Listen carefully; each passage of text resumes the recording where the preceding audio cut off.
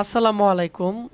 আজকে দেখতে পাচ্ছেন আশিক কম্পিউটার আমাদের এখানে একজন কাস্টমার উনি ঢাকাতে এই ল্যাপটপটি নিয়ে গেছিল, ঠিক করতে পারি নাই। তারপর আশিক কম্পিউটার এসেছে।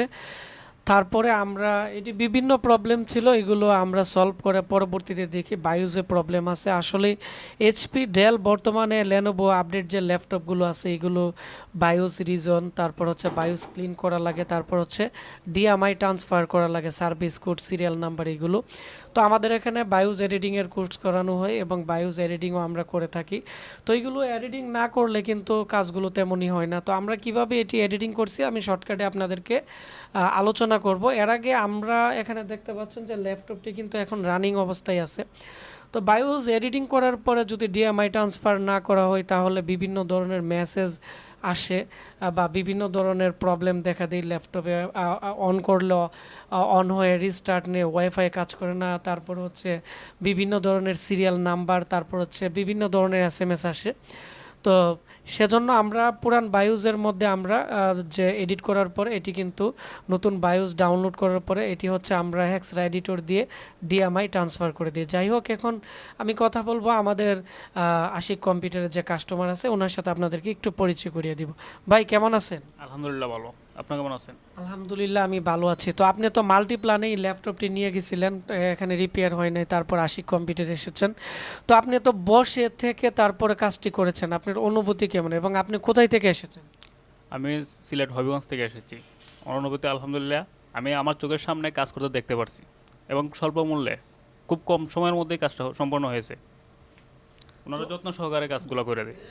আচ্ছা, যাদের ল্যাপটপে সমস্যা, ডেস্কটপে সমস্যা, আশিক কম্পিউটার ব্রাহ্মণবাড়িয়াতে আমাদের ঠিকানায় পাঠিয়ে দিবেন। তবে আমাদের কাছে পাঠানোর আগে চেষ্টা করবেন যাতে অন্য কোথাও যাতে না পাঠানো হয়। অনেক জায়গায় ল্যাপটপ পাঠানো হয়, আমাদের এখানে 2-3টা বুট পাঠাইছে, এগুলো প্রসেসরে পিসি চিপে এগুলো হিট দিয়ে তারপরে নষ্ট করে ফেলে। পরবর্তীতে আমরা যে জায়গায় সমস্যা এগুলো সলভ করার পরে যেহেতু প্রসেসর চেঞ্জ করা যায় না, পরবর্তীতে কিন্তু আমরা কাজগুলো করতে পারি না। আমি এখন দেখাবো ওনার কাজটা আমরা কিভাবে করেছি।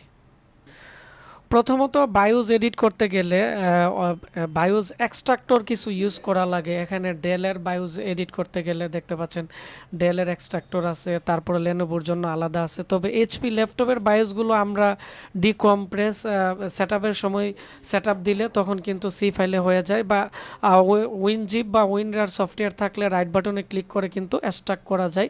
তারপর হচ্ছে মি অ্যানালাইজার, এখানে দেখতে পাচ্ছেন মি অ্যানালাইজার দিয়ে আমরা অ্যানালাইজ করি যে এর মধ্যে কত ভার্সনের ফিপ টুলস লাগবে, তারপর হচ্ছে কি লাগবে, তারপর হচ্ছে আমরা এটি দিয়ে বায়োস রিজন এবং মি রিজন আমরা করে ফেলি। করার পরে যেগুলো আপডেট ল্যাপটপগুলো এর মধ্যে কিন্তু আবার দেখতে পাচ্ছেন এখানে হেক্সরা এডিটর যে সফটওয়্যার আছে, তো হেক্সরা এডিটর দিয়ে আমরা দুইটি বায়োস ওপেন করার পরে এখানে কোড নাম্বার দিয়ে আমরা যে এক ল্যাপটপের যে সিরিয়াল নাম্বার, সার্ভিস কোড, তারপর হচ্ছে বায়োসের কিছু ইম্পর্টেন্ট ইনফরমেশন আছে যেগুলো আমরা ওল্ড বায়োস থেকে আমরা এই বায়োসে কপি করে দিয়ে দিই। দেওয়ার পরে কিন্তু 100% কাজ করে। এরই প্রেক্ষাপটে কিন্তু আমরা এখানে এই ল্যাপটপটি রানিং অবস্থায় আছে।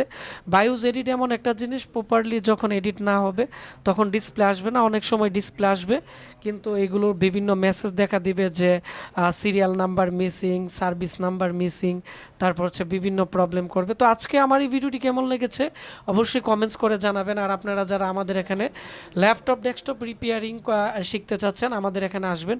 যেহেতু আমি এখানে শর্টকাটে আপনাদের সাথে আলোচনা করছি, আসলে আমাদের এখানে আসলে আমরা বিস্তারিত আলোচনা করতে পারি। আর আমাদের এখানে ল্যাপটপ ডেস্কটপ কুরিয়ার করে পাঠিয়ে দিবেন, আমরা এখানে অ্যাডভান্স লেভেলে কাজ করি এবং ট্রেনিং করিয়ে থাকি। সবাই ভালো থাকবেন, দেখা হচ্ছে নতুন কোনো একটি কাস্টমার রিভিউতে।